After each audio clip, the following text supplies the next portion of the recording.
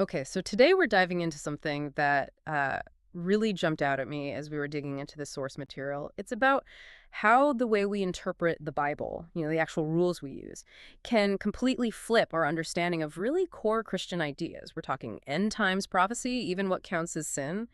We're taking a deep dive into this intriguing spot where hermeneutics, that's interpretation study, meets eschatology, end times, and hamartiology, the study of sin. Exactly. And what's really fascinating here, I think, is we're focusing on one particular framework for interpretation. Okay. It's called command, example, and necessary inference, Yeah. or C&I for short. E and I, right. And, on the surface, C&I looks like it offers a really clear, more systematic way to figure out what to believe and practice in some Christian traditions. Seems straightforward enough. Hmm. But our mission for this deep dive, and we're guided here by Mark Motejoy's work, C&I, Eschatology, and New Testament Hamartiology, is to get into a really surprising tension. There's this claim, right, that holding a view called realized eschatology, basically, the idea that key prophecies are already fulfilled. That this view has actually been labeled in some circles as grave sin, blasphemy, and damnable heresy. Yeah, strong words. Really strong. And this is, even though, as the source argues, this view might actually fit better with, the explicit timing clues in the Bible itself. And to sort of set the scene, the source material has this powerful image on the cover. It shows two scrolls representing traditional Christian authorities set against a single scroll that's being hit by a cat o' nine tails. Wow. Yeah, it's not subtle. It symbolizes the kind of, discipline or attack faced by people who hold this realized eschatology view. It immediately makes you ask, does C&I actually support the New Testament's own timing on these fulfilled events, or does it somehow end up curtailing them? It promises to be quite a nuanced discussion, I think. Definitely. So, okay, when we talk about C&I, how is this specific method really different from just general hermeneutics, and how does that difference play into this whole discussion about prophecy and sin? Well, hermeneutics, like you said, is the big picture, right? The whole study of interpretation. It's about understanding meaning, context, culture, language, all that stuff, trying to get at deeper meanings. CNI, though, is a very specific method. Some denominations use it. It really zeroes in on pulling out direct commands, looking at examples of behavior, and then using logic, necessary inferences to figure out what to believe and do.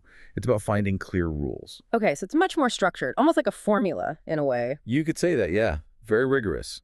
So how does that rigorous approach C and I start to clash with, or maybe shed light on, our understanding of eschatology? What specific examples does the source bring up? Right. This is a critical point. When you apply C&I consistently to biblical end time stuff, it forces some very specific conclusions about when things happened. For instance, the source really emphasizes that all the New Testament books were finished before May 1962 CE. 62 C. Okay.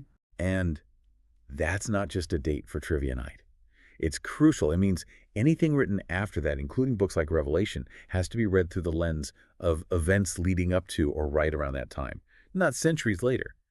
And historical sources, like Josephus, even mention weird things happening back then, like armies appearing in the sky over Jerusalem near that time. That timeline point really does reframe things. Does applying C and I like that mean all New Testament prophecy, no exceptions, has to be read as near future for the original audience? Is it that absolute? Well, the source makes a pretty compelling case for a consistent near-future context, yeah. Well, think about Daniel, the prophet, right? 600 years before Christ, Gabriel tells him to seal up the prophecies because the end was not near then. Okay. But then jump forward to the Apostle John, writing before that 62 CE date. He's specifically told not to seal his prophecies because the time was near. The necessary inference using C and I is pretty stark, isn't it? Yeah. John's timing was imminent for his audience. Daniel's wasn't. C and I says you have to respect that explicit difference.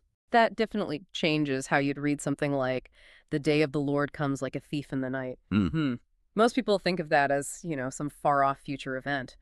But if the texts were written before 62 CE and the time was near, how does C&I handle that traditional view? Right. If we connect the dots using C&I principles, phrases like a day as a thief in 1 Thessalonians 5, well, they point specifically to the run-up to AD 70, the destruction of Jerusalem.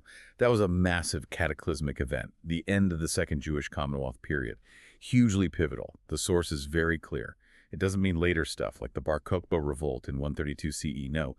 The thief in the night metaphor, it argues, applies to Christ's coming and judgment on Jerusalem within that generation, just like the timing statements in the New Testament indicate. So if those prophecies were aimed squarely at Jesus' contemporaries, wow, that implies a huge shift for pastors like Matthew 24.34 or Luke 23 talking about this generation or the daughters of Jerusalem. Mm. They become first century events ending in AD 70 if you follow CNI consistently. Precisely. That chronological anchor is critical in this view, and it ripples outwards. Take Revelation 16.15, where Christ says he's coming as a thief. Under CNI, you'd have to connect that with Matthew 24 and 1 Thessalonians 5. They all point to the same first-century fulfillment, according to the source. Okay, speaking of other prophecies, lots of Christians connect figures like the man of sin Paul mentions in 2 Thessalonians to, say, the papacy centuries later. If you apply CNI strictly, what happens to that timing? Yeah, that's a really important test case for consistency, isn't it? Paul says in 2 Thessalonians 2 that the man of sin was already being restrained in the first century. So the necessary inference is, well, he must have also been born in the first century and active then too. This makes it chronologically impossible, using CNI, for it to be someone like Pope Boniface III, born way later, around 540 AD. It forces you to look for a first-century figure. That's a massive implication. It really challenges centuries of interpretation, doesn't it? Makes you wonder how often we read our own timelines back into ancient texts. And then there's the millennium, the thousand-year reign, Satan being bound, often placed way off in the future. So when CNEI takes its close look, what does it suggest about their timing, especially if they're usually seen as future events? Well, the CNI approach, as the source lays it out, defines why you can't really place the period of Satan's binding anywhere in the Gospels, Acts, the letters, or even the first 19 chapters of Revelation. The source lists passage after passage showing Satan actively messing things up before Revelation 20. Luke 22.3, Acts 5.3, Romans 16.2, even right up to Revelation 16.1 through 14. This constant activity before Revelation 20 suggests, by inference, that the binding described in Revelation 20 happened earlier than many people think. It pushes it into the past, not the future. Okay, so given all this, the CNI method, the focus on first century timing, the reinterpretation of major prophecies, how does the source connect this back to those really strong accusations of heresy we mentioned at the start? This is where it seems to get really upside down. It does. It really does. The argument is that the New Testament itself, written before 62 CE, actually anticipated this kind of conflict through those very timing clues pointing to first century fulfillment. The source basically says that if you don't stick to these CNI principles, especially the timing inferences, you might end up condemning the genuine New Testament teaching about Christ's return in judgment in AD 70 as a grave sin, even if CNI suggests it's the correct reading. Wow, that's a powerful claim. The source mentions levels like grave sin, blasphemy. From the source's point of view, what's the fundamental error they think is being made by those who reject realized eschatology? Why such a strong reaction, even if CNI points that way? According to the source, yeah, their strong reaction comes from a different starting point, different assumptions. Primarily, the assumption that these prophecies absolutely must refer to a future, literal, often global, end-of-the-world scenario. So from that viewpoint, saying these things are already done undermines, well, the urgency of future prophecy. For some, it might even feel like it undermines the Bible's authority if it's not read through their specific future-focused lens.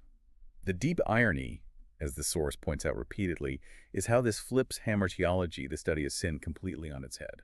Right. So not following the necessary inferences from the timeline that when and where of the New Testament writers actually messes up your definition of sin itself. You could think you're defending ancient truth, but end up calling someone a heretic for. What CA9 suggests is just sticking close to the text's own timeline. That's the mind-bending part the source highlights. What some call sinful is, by CNI's logic, just being faithful to Scripture's timing. It forces that question, what really defines orthodoxy? Exactly. It creates this bizarre situation where those who accept the biblical timing indicators, like seeing 1 Thessalonians 5 about the day of the Lord, as specifically for the generation facing AD 70. The ones who take the timing seriously. Yes, they get accused of sin. Meanwhile, those who disregard those clear timing statements, pushing everything off into the distant future, they get praised as faithful, as orthodox. This inversion, the source argues, just shows how crucial it is to apply CENAM principles consistently everywhere, including eschatology, so you don't end up calling biblical truth heresy. That consistency point seems absolutely vital here. We've really walked through how applying CNI systematically, especially focusing on that New Testament chronological framework, builds a pretty compelling case for this realized eschatology. And it brings us right back to that core, powerful assertion from the source. Ignoring or denying the necessary inferences from the Bible's own timing clues can literally invert your understanding of sin.